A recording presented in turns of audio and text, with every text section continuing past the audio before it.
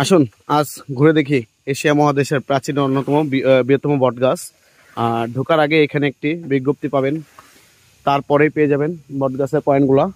তো আমরা এক কোণা থেকে এক করে ধরি, কারণ হলো এখানে বড় যে বটগাছটা ছিল সেটি মারা গেছে।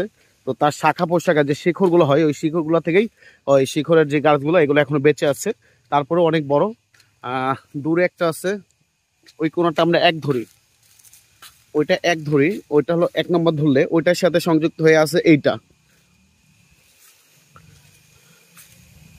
এটা হলো যদি আমরা দুই ধরি তাহলে এখানে আসতেছে তিন।